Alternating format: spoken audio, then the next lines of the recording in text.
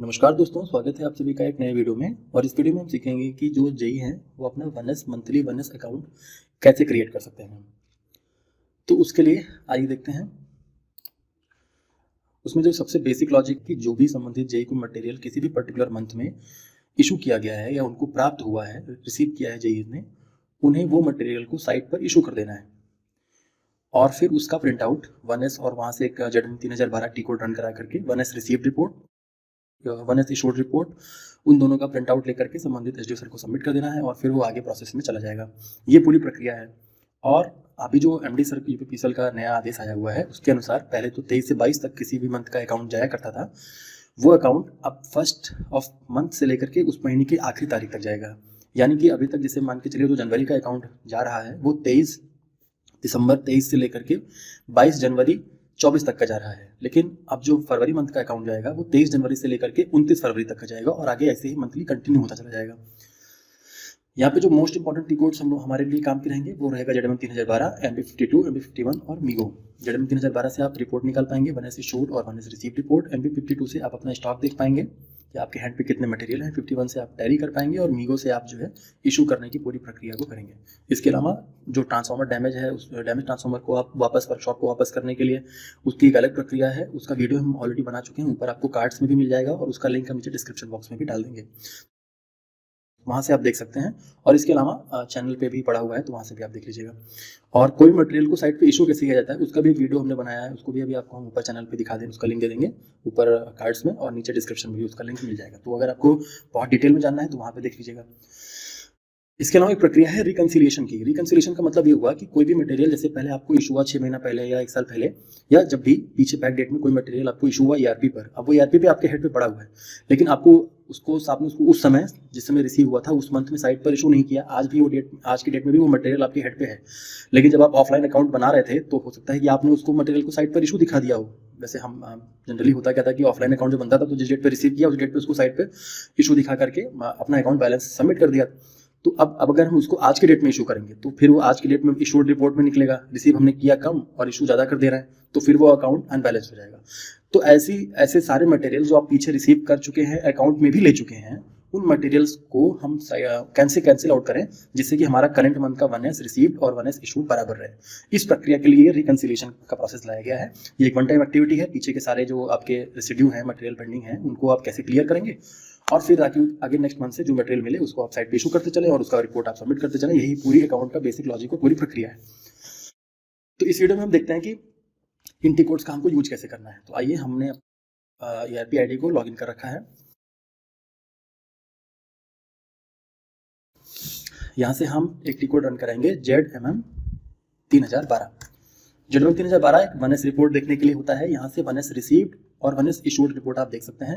मैं पहले वनएस received report को खोलता हूँ। यहाँ से आप कंपनी कोड एंटर करेंगे, रिसीविंग प्लांट, आप अपना स्टोरेज लोकेशन एंटर करेंगे, यहाँ पे पोस्टिंग डेट एंटर करेंगे। मान के चलिए मैं 23/1/24 से लेकर के 29/2/24 तो फिलहाल आई नहीं है, लेकिन अगर मैं फरवरी मंथ का अकाउंट का देखना चाहता हूँ तो मैं ये डेट एंटर करके यहाँ से एग्जीक्यूट कर दे रहा हूँ। तो ये इंटरफेस हमारे सामने खुल करके आता है। यहाँ पे रिसीविंग के जिस मंथ में हमने, जिस डेट पे हमने रिसीव किया उसकी डेट आपको मिल जाएगी, उसका इनवॉइस नंबर मिल जाएगा, यहाँ पे हेड सारी डिस्क्रिप्शन मिल जाएगा, मटेरियल कोड क्या है और किस आपने एस्टिमेट के अगेंस्ट उसको बनाया है, ये डिटेल भी आपके पास खुल करके आ जाएगी। तो ये उस पर्टिकुलर पीरियड में कितने मटेरियल आपने रिसीव किए उसकी रिपोर्ट है। अब यहाँ से आप क्या करेंगे, इसमें जाएंगे, प्रिंट प्रीव्यू में जाएंगे और स्प्रेडशीट इसी सेम आइकन पे क्लिक कर देंगे और यहाँ से इसको हम एक्सेल में सेव कर लेते हैं। मैं मान के चलिए चेक करता हूँ, वनएस रिसीव्ड और इसको मैंने सेव कर लिया, अलाउ करेंगे। तो ये रिपोर्ट एक्सेल में हमारे पास आ गई, जिससे कि हमको अब इजीली इस पर अगर काम करना होगा तो हम आसानी से इस पर काम कर पाएंगे। तो अगर आपको मान के चलिए अब ये तो रिसीविंग का डाटा मिल गया है, अब इसको हम इशू कर देते हैं एक एक करके। तो मैं फिल्टर लगाया और यहाँ से मैं एस्टिमेट नंबर पे मान के चलिए कोई उठा लेते हैं, यहाँ से मैं बाकी सबको हटा करके 646 मान के चलिए इसको मैं इशू करने का प्रयास करता हूँ। तो यहाँ पे हम जाएंगे, मटेरियल कोड को हम कॉपी कर लेंगे, यहाँ से नया टैब ओपन करके मीगो में जाएंगे, गुड इशू, यहाँ पे अगेंस्ट में अदर रहेगा। प्रोजेक्ट, चूंकि प्रोजेक्ट का मटेरियल तो 21 क्यों होगा। अगर नॉर्मल एमएनडार का है या बिना प्रोजेक्ट का मटेरियल है, एमएनडार का भी कई जगह पे एस्टिमेट बनता है। नॉर्मल प्रोजेक्ट अगर कोई वन टाइम हेड का मटेरियल होगा या ऐसे कोई जिसमें आपने प्रोजेक्ट कोड नहीं बनाया है तो 201 से इशू होगा, बाकी 221 की उससे इशू होगा। यहाँ पे मटेरियल में जाएंगे, यहाँ पे मटेरियल को पेस्ट करके एंटर कर दिया। 250 kVA ट्रांसफार्मर न्यू का था, हमने यहाँ पे क्वांटिटी में 1 एंटर किया।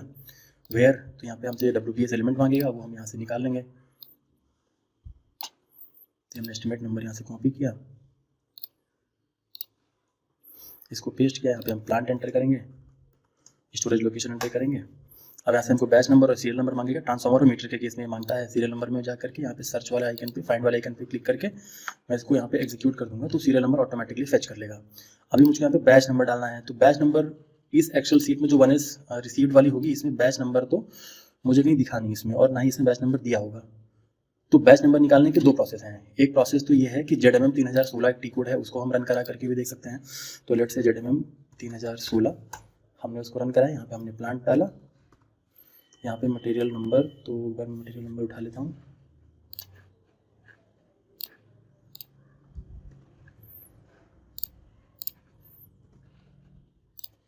इसको एग्जीक्यूट करेंगे तो ये जो बैच नंबर है, इसके अगेंस्ट में पूरे डिवीजन में जितने भी मतलब वो होंगे मटेरियल होंगे, उनका डिटेल आपके पास आ जाएगी। तो स्टोरेज लोकेशन के हिसाब से आप देख लीजिए। तो यहाँ पे 2 आ रहा है, एक 646B का मेरा JE12 है। तो अगर आप चाहें तो फिल्टर भी लगा सकते हैं। स्टोरेज लोकेशन इस पर क्लिक किया, यहाँ पे अपने फिल्टर में JE12 लिख के एंटर कर दिया, तो ये दोनों दिखने लगे। तो हम अभी 646B पे काम कर रहे हैं, ये जो हमारा वेयर में चेक किया 646B पे। तो इसका बैच नंबर यहाँ से हम कॉपी कर लेंगे। यहाँ पे बैच नंबर, सीरियल नंबर सब मिल जाएगा मुझको। तो मैं इसका बैच नंबर कॉपी कर ले रहा हूँ, यहाँ से लिया और इसको यहाँ पे हमने पेस्ट कर दिया। नीचे आइटम ओके है, कस्टमर डाटा में जाकर के अपलोड चेक कर देंगे। और रिमार्क में, तो रिमार्क में मैं चेक कर लेता हूँ पहले था कहाँ का ये मटेरियल। तो मैं, या तो अगर आपने कहीं नोट करके रखा है तो ठीक है, ये प्रोजेक्ट कोड किसके अगेंस्ट में हमने बनाया था। अगर नहीं भी जानकारी है तो नया विंडो ओपन करिए और यहाँ पे लिखिए ZPS_find, एंटर किया। यहाँ पे प्रोजेक्ट डेफिनेशन डालने के लिए आ रहा है। प्रोजेक्ट डेफिनेशन डाल करके एक बार मैं इसको किया तो ये आ गया। ये 20 करोड़ का प्रोजेक्ट था, बिजनेस प्लान का, 250 kVA का ट्रांसफार्मर, जहांगीर नगर का था। तो ठीक है, अब मैं इसको वहाँ पे नाम एंटर कर देता हूँ। यहाँ पे एंटर कर दे रहा हूँ रिमार्क में, issue to village Jahangir Nagar under 20 crore scheme via Sunil Tiwari contractor. तो वो कॉन्ट्रैक्टर ने काम किया था। यहाँ से हमने इसको क्लिक कर दिया। अब यहाँ से हम चेक कर लेते हैं, कोई एरर नहीं है। दूसरा तरीका बैच नंबर फाइंड करने का था कि अगर आप MB52 क्लिक करें, जो JE का स्टॉक कितना है उसको चेक करने के लिए होता है, यहाँ से, और वो मटेरियल कोड आप पेस्ट कर दें। यहाँ पे मटेरियल कोड पेस्ट करके स्टोरेज लोकेशन और प्लांट आपने एंटर कर दिया। स्पेशल स्टॉक्स पे क्लिक रहे और यहाँ पे display batch stock, no zero stock line और नॉन हायरार्किकल रिप्रेजेंटेशन। हालांकि आप कोई भी चूज कर लीजिए, उसमें कोई दिक्कत नहीं है। नॉन हायरार्किकल ज़्यादा ईजी रहता है देखने के लिए। यहाँ पे जैसे आप एग्जीक्यूट करेंगे तो ये मटेरियल की लिस्ट खुल करके आ गई। यहाँ पे स्पेशल स्टॉक नंबर, सारे डिटेल है आपके पास, और यहाँ आपको बैच नंबर भी दिख जाएगा। तो ये 2 तरीके हैं बैच नंबर निकालने के, ZMM 3016 से, या कैसे भी निकाल सकते हैं। तो अभी हम क्या कर रहे हैं, यहाँ से चेक किया और इसको हम पोस्ट कर दे रहे हैं। तो ये मटेरियल हमारा इशू हो गया। इसी तरीके से आप सारे मटेरियल जितने भी हैं उनको एक एक करके इशू कर सकते हैं। तो मान के चलिए अभी मैं इसको यहाँ से डिलीट कर दे रहा हूँ ताकि मैं कन्फ्यूजन ना रहे। ये मटेरियल हट गया हमारे यहाँ से, और अब मैं बाकी मटेरियल देख लेता हूँ। फिल्टर कहाँ लगाया था, ये। तो ऐसे करके मान के चलिए ये या कोई आपको दूसरा दिखा देते हैं, 846B। इसमें देखिए ढेर सारे मटेरियल हैं। तो एक ही इनवॉइस पे आप सारे इशू कर लीजिए। मान लीजिए यहाँ से हमने कॉपी किया, एक साथ कई इशू कर सकते हैं। वो भी वीडियो में दिखाया है, हालांकि वीडियो बहुत लंबा होता जाएगा, जिसको मैं पूरा इशू आपको दिखाता जाऊँगा। तो यहाँ पे ये ऑप्शन आता है। मान लीजिए एक की डिटेल आपने पूरी फिल कर दी, इस नेक्स्ट आइटम पे क्लिक करिए, तो फिर नेक्स्ट डिटेल भरने के लिए आपके पास पूरी प्रोसेस आप वैसे आप करेंगे तो हो जाएगा। बाकी वीडियो आप देख लीजिएगा जो चैनल पर पड़ा है, तो वहाँ से और आपको ईजिली समझ में आ जाएगा। तो ये तो हो गई इशू करने की बात। अब हम देखते हैं कि ZMM 3012 से 1S इशूड रिपोर्ट कैसे निकलती है। तो जो मटेरियल आप इशू करते जाएंगे वो यहाँ पे इशूड रिपोर्ट में आएगा। उसको भी आप यहाँ पे क्या कंपनी कोड डाला, प्लांट, स्टोरेज लोकेशन और पोस्टिंग डेट भी सेम चूज कर लिया और इसको एग्जीक्यूट कर दिया। यहाँ से जो डिटेल पूरी खुल करके आ गई। और यहाँ पे जैसे मैंने अभी इशू किया, ये देखिए आगे यहाँ पे ये हमारे पास डिस्प्ले हो रहा है जो हमने इशू किया है आज की डेट में। तो अभी इसको प्रिंट करने के लिए यहाँ पे सेम प्रोसेस है, प्रिंट प्रीव्यू में गया, यहाँ पे इस पर क्लिक किया और यहाँ से 1S इशूड, इसको सेव किया, अलाउ किया और ये पूरा हमारे पास अभी खुल रहा है फाइल। ये पूरी फाइल का हम प्रिंट आउट निकाल करके अपने यूजर को प्रिंट करके साइन करके सबमिट कर देंगे और ये बेसिकली आपके अकाउंट का प्रोसेस हो गया। ये आपको करना है ऐसे। अभी एक चीज़ और ध्यान देने वाली बात है, मान के चलिए कुछ टैब को मैं काट देता हूँ यहाँ पे। अभी एक चीज़ है कि MB52 से आप अपना स्टॉक देख लीजिए। तो बताया था हमने प्रोसेस की, MB52 पे क्लिक करेंगे, ये सब चीज़ें वैसे ही रहेंगी। यहाँ पे इसको एग्जीक्यूट करके आपके हैंड पे कितने मटेरियल पेंडिंग है तो वो आप चेक कर लेंगे। तो इससे आपको आइडिया लगेगा कि अभी कौन कौन से मटेरियल इशू करने के लिए बाकी है। जितना आप इशू करते जाएंगे वो यहाँ से हटता चला जाएगा, ये आपके हैंड पे ही पड़ा नहीं हुआ है, ठीक है। ये प्रक्रिया हो गई। और जैसे इसमें कुछ मटेरियल ऐसे भी होंगे जो पीछे के पड़े हैं, मान के चलिए 6 महीने पहले रिसीव किए हमने, तो वो रिकन्सिलेशन करके हम उसको डिलीट भी करेंगे। वो हम नेक्स्ट वीडियो में देखेंगे कि रिकन्सिलेशन से डिलीशन कैसे होता है मटेरियल्स का। फिलहाल आप जो भी आपने करंट मंथ में रिसीव किया उसको आप इशू करते जाइए। यही अकाउंट बनाने की पूरी प्रक्रिया है। एक और की कोड है जिसको हमें काम में आ सकता है, वो है MB51। तो MB51 आप रन कराइए अपना जो है प्लांट, स्टोरेज लोकेशन और पोस्टिंग डेट। पोस्टिंग डेट आप मैंने 23/1/24 का डाल दिया आपने और यहाँ पे 29/24। अब जब आप इसको एग्जीक्यूट करेंगे तो यहाँ पे उस मंथ में कितना मटेरियल किस डेट पे रिसीव हुआ और कितना इशू हुआ, जो ग्रीन कलर में है वो रिसीव का है और जो रेड कलर में है वो कंज्यूम का है, कितना हमने इशू किया, तो वो दिख जाएगा। तो इससे अकाउंट में आपको बैलेंस है कि नहीं है आपका अकाउंट, ये चेक करने में आपको मदद मिल जाएगी। तो यहाँ मैंने 40 मीटर रिसीव किया, 40 इशू कर दिया था सेम डेट पे, तो इसमें कोई दिक्कत नहीं है। ऐसे मैंने इतने मीटर तार इस इनवॉइस नंबर के अगेंस्ट में रिसीव किया था डीजल और फिर इसको कंज्यूम कर लिया। ये वाला मैंने छोड़ दिया क्योंकि काम हुआ नहीं है, मुझे इसको नेक्स्ट मंथ में जब काम होगा तब इशू कर दूंगा, मेरे हैंड पे पड़ा रहेगा। ऐसे PCC पोल का है, तो ये टू जितने मटेरियल आपने रिसीव करे होंगे किसी मंथ में और कितना आपने इशू कर दिया उसका डाटा निकालेंगे, तो यहाँ से टैली करना आपके लिए ईजी हो जाएगा। तो आप इस टी कोड का भी यूज करके अपना अकाउंट बैलेंस है कि नहीं है, कोई डिफरेंस अगर आ रहा है तो यहाँ से भी आप चेक कर सकते हैं। तो ये एक प्रक्रिया हो गई। इसके अलावा जो है एक प्रोसेस ये है कि मान के चलिए अभी आपने जो 1S इशूड रिपोर्ट हमने खोली थी, ये रिपोर्ट यहाँ आप देख रहे हैं कि पीछे ऐसे भी मटेरियल इशू हो गए हैं जो कि करंट मंथ के थे नहीं। कई बार क्या हुआ कि जनवरी महीने या दिसंबर महीने में जब ऑनलाइन अकाउंट जाने लगा, हालांकि दिसंबर का तो चला गया, जनवरी का कई जगहों पे पेंडिंग है, तो वहाँ पे उन लोगों ने क्या किया कि पीछे के जितने मटेरियल पड़े थे उसको सब आज की डेट में इशू करते चले गए। तो मान लीजिए कि कोई मटेरियल आपने इशू कर दिया जो आपको इशू नहीं करना था, उसकी वो पीछे का था, वो आप ऑफलाइन अकाउंट में ऑलरेडी इशू कर चुके थे, अब आज भी इशू कर दिया, अब आपका अकाउंट अनबैलेंस हो गया है, तो आप उसको कैंसिल भी कर सकते हैं। जैसे अभी हमने आपको दिखाया कि मेरी अगर 1S इशूड रिपोर्ट आप खोलें तो यहाँ से आज में जो मैंने अभी एक मटेरियल इशू किया 250 kV ट्रांसफार्मर, अगर ये हो सकता है 6 महीने पहले का मटेरियल होता और मुझे इसको गलती से मैंने इशू कर दिया, अब हमारा इशूड अकाउंट में तो आ रहा है, अनबैलेंस हो गया, तो इसको हम कैंसिल भी कर सकते हैं। तो यहाँ से हम Ctrl+Y Ctrl+C में गए और यहाँ पे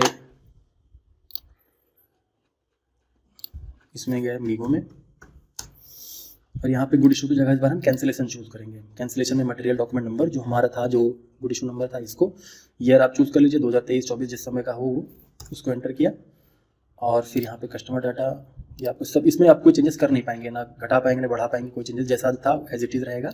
यहाँ पे आइटम ओके पे क्लिक करिए और पोस्टिंग डेट, तो मान के चलिए कि पोस्टिंग डेट करंट मंथ की ही डेट होगी, यानी पीछे बैक डेट में जाकर के आप नहीं कर सकते। हाँ, इसी मंथ में मान के चलिए 3 तारीख से लेकर के जब आपका नया पोस्टिंग पीरियड चालू हुआ है इस फरवरी का, तो 3 तारीख से अब तक की डेट में कभी भी आप इसको कर सकते हैं पोस्टिंग। तो मैं चेक कर रहा हूँ, अभी यहाँ पे मैंने चेक पे क्लिक किया, यहाँ पे कोई एरर नहीं है, बस पॉपअप है।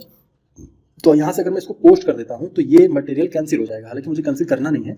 तो मान के चलिए तो अगर आपके 1S इशूड रिपोर्ट में बहुत सारे मटेरियल पीछे के जो दिख रहे हैं, जिसको आप एक समय ऑफलाइन अकाउंट में कंज्यूम कर चुके थे, वो मटेरियल भी आ रहे हैं और आप क्योंकि आपने इशू किया जाता था, तो वो आप यहाँ से कैंसिल करके रिकनसाइल से उसको डिलीट करवा दीजिए, तो वो हो जाएगा आपका अकाउंट उस तरीके से बैलेंस हो जाएगा। तो ये पूरी प्रक्रिया थी। अगर इसको मैं समराइज करूँ जल्दी से जल्दी में, तो आपको सिर्फ ZM 3012 से 1S रिसीव रिपोर्ट निकालनी है और उसमें जितना भी आ रहा है मटेरियल उसको कंज्यूम कर देना है, डैमेज ट्रांसफार्मर जैसे साइट पे लेकर के उसको वापस इशू कर देना है वहाँ पे वर्कशॉप के लिए, और जो भी मटेरियल आपको अपने रिसीव करके इशू कर दिया वो 1S इशूड रिपोर्ट से निकाल करके उसका प्रिंट आउट निकाल करके सबमिट कर दीजिए। बस यही पूरा प्रोसेस है अकाउंट का। MB51 से आप टैली कर लीजिए, MB52 से अपना स्टॉक देख लीजिए और मोस्टली मीगो से आप इशू करना, कैंसिल करना, ये सारी प्रक्रिया को कर पाएंगे। तो अभी आने वाला एक जो नेक्स्ट वीडियो होगा उसमें हम आपको रिकन्सिलेशन कैसे करना है उसको दिखाएंगे, और उसके लिए जरूरी है कि आप अपना MB52 खोल लीजिए। यहाँ से मैं इसको कैंसिल कर रहा हूँ, MB52 ओपन करके आप ये चीज़ क्लियर कर लीजिए कि आपके पास ऐसे कौन से मटेरियल पेंडिंग पड़े हुए हैं जो पीछे के थे, काफ़ी समय पुराने हैं, और उनको आपको इशू ना करके कैंसिल आउट कराने हैं या रिकनसाइल कराने हैं। ठीक है, तो ये प्रक्रिया होगी। जैसे यहाँ पे मैं दिखा रहा हूँ कि ये गार्डिंग क्लैम्प कब मिला, तो ये डेट तो यहाँ कहीं मेंशन होती नहीं है कि किस डेट पे हमको मिला, तो उसको चेक करने के लिए आप Ctrl+Y Ctrl+C पे जाइए। यहाँ पे आप ZMM 3012 में जाइए, ये कब रिसीव हुआ है 1S रिसीव रिपोर्ट में चेक कर लेंगे। यहाँ पे गया प्लान डाला, अब यहाँ पे मटेरियल नंबर में इसको पेस्ट कर दिए और इसको एग्जीक्यूट कर दिए। तो ये मटेरियल कब कब हमको मिला, एक बार 13/3/23 को हमने रिसीव किया है। तो ये सोचिए मार्च का मटेरियल है, अभी इसको इशू करेंगे तो कोई हमारा अनबैलेंस हो जाएगा अकाउंट, तो हम इसको रिकनसाइल कर देंगे। तो वो नेक्स्ट वीडियो में हम दिखाएंगे कि रिकनसिलेशन की प्रक्रिया हम कैसे कर सकते हैं। तो इस वीडियो से अगर थोड़ी बहुत भी जानकारी आपको मिली हो तो इसको लाइक करिएगा, शेयर करिए। बहुत बहुत धन्यवाद इस वीडियो को पूरा देखने के लिए। नेक्स्ट वीडियो में हम आपको रिकनसिलेशन की प्रक्रिया को दिखाएंगे।